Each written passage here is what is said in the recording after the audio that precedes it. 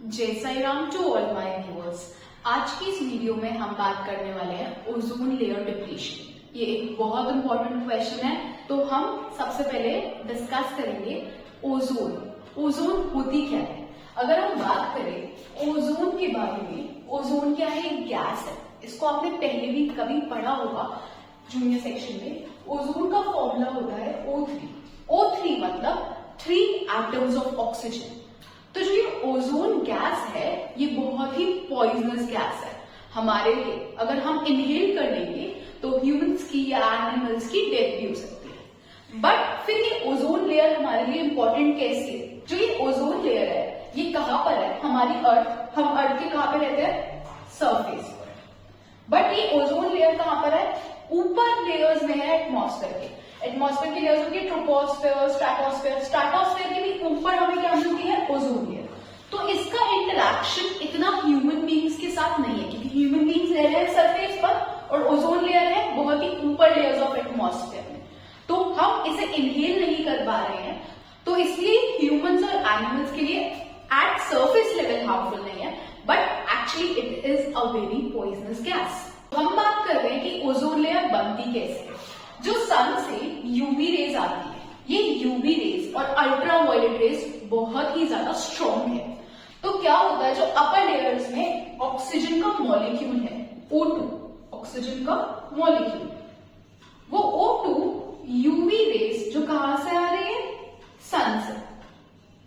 तो ये O2 का मॉलिक्यूल जो यूवी रेज दे रहा है किसमें ब्रेक हो रहा है? ऑक्सीजन और ऑक्सीजन में। तो 2 ऑक्सीजन के फ्री एटम्स बन रहे हैं एक ऑक्सीजन मॉलिक्यूल को तोड़कर। अब ये जो ऑक्सीजन मॉलिक्यूल है ये क्या है? बहुत ज्यादा reactive, it's very reactive in nature. तो ये जो O है ये बहुत रिएक्टिव है।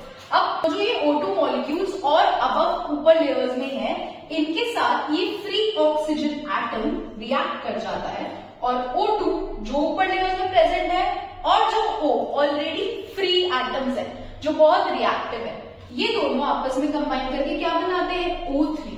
And what is O3 if you talk about? O3 is ozone molecule.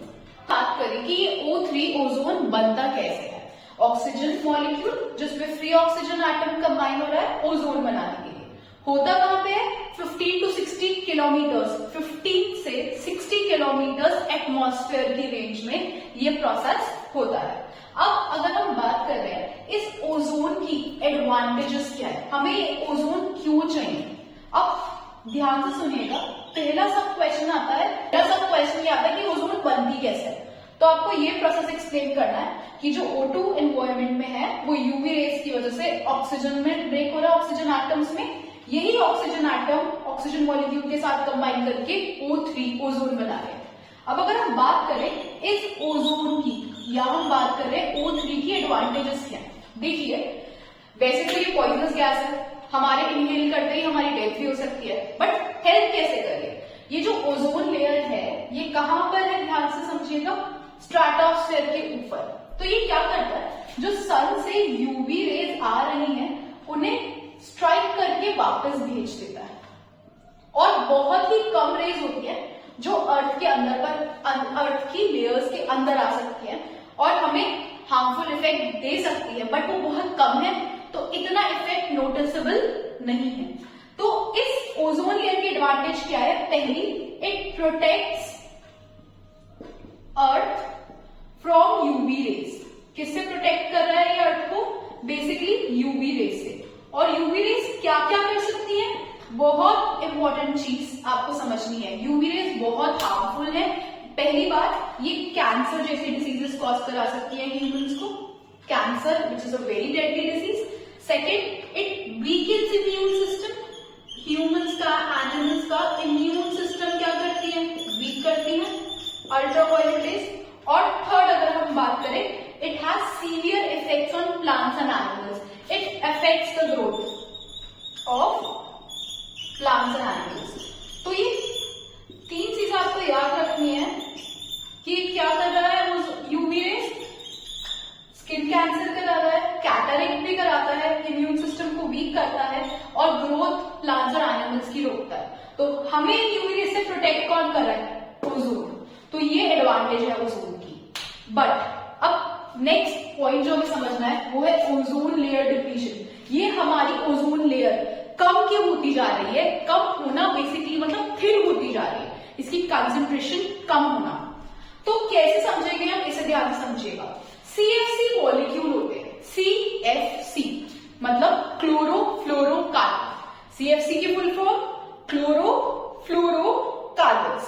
अब इस क्लोरोफ्लोरोकार्बन में आप देखिए कार्बन है, दो कार्बन है, दो क्लोरीन है और एक फ्लोरीन है। अब क्या होता है, ये क्लोरोफ्लोरोकार्बन पहली बात आपको मिल कहां से रहे हैं? देखिए हम यूज करते हैं इसे कूलेंट में, मतलब एसीज में, कूलेंट में आएंगे एसीज और रेफ्रिजरेटर। फिर हम इसे यूज करते हैं फायर एक्सटिंग्विशर में।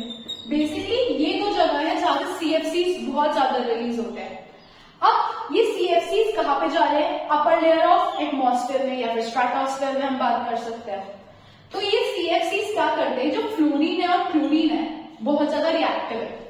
तो इतने रिएक्टिव है कि ये आपको दिख रहा है, ये ओजोन का मॉलिक्यूल है, 3 ऑक्सीजन एटम्स, और ये क्लोरोफ्लोरोकार्बन का मॉलिक्यूल है जिसमें एक कार्बन, एक फ्लोरीन और 2 फ्लोरीन है। अब क्या होता है, ये ओजोन का ये क्लोरोफ्लोरोकार्बन इतना एक्टिव है कि यहां से इसका क्लोरीन ब्रेक होता है और एक ऑक्सीजन एटम को ब्रेक कर देता है ओजोन के। अब ओजोन ब्रेक हो गया, कितने ऑक्सीजन बचे? O2, O3 तो नहीं बचा। क्या हो रहा है, क्लोरीन ऑक्सीजन के साथ कंबाइन हो रहा है और O2 बच रहा है। तो अब जो ओजोन का मॉलिक्यूल था वो टूट गया, किसके साथ? वो कंबाइन हो गया क्लोरीन के साथ। इसी तरीके से जो ओजोन के मॉलिक्यूल्स हैं वो क्या होते जा रहे हैं? कम। क्यों कम हो रहे हैं? क्योंकि अपर एटमॉस्फेयर में किसकी कंसेंट्रेशन बढ़ रही है? CFC मॉलिक्यूल्स की। तो हमें इस बात का ध्यान रखना है कि CFC मॉलिक्यूल्स कम से कम रिलीज हो, और इसके लिए बहुत इंपॉर्टेंट प्रोजेक्ट 1987 में यूनेप ने स्टार्ट किया। यूनेप मतलब यूनाइटेड नेशंस एनवायरनमेंट प्रोग्राम। इनके अकॉर्डिंग इन लोगों ने कंट्रीज को मेंबर बनाया और फ्रीज कर दिया CFC का लेवल। हर कंट्री कुछ डिजायर्ड अमाउंट ही CFC रिलीज कर सकती है, उससे ज्यादा रिलीज करना अलाउएबल नहीं है। क्योंकि अगर बहुत CFCs रिलीज हुए या फिर CFCs की कंसेंट्रेशन बढ़ती गई तो क्या होगा? ओजोन लेयर थिन होती जाएगी। ओजोन लेयर थिन होती जाएगी तो ज्यादा से ज्यादा यूवी रेस अर्थ पर आएंगी। जितनी ज्यादा यूवी रेस अर्थ पर आएंगी उतने ज्यादा चांसेस है किन चीजों के? कैंसर के, इम्यून सिस्टम वीक होने के, कैटरैक्ट के और सर्वाइवल ऑफ प्लांट्स और एनिमल्स के। आई होप ये शॉर्ट वीडियो आपको ओजोन लेयर से रिलेटेड सारी इंफॉर्मेशन क्लियर कर रही है।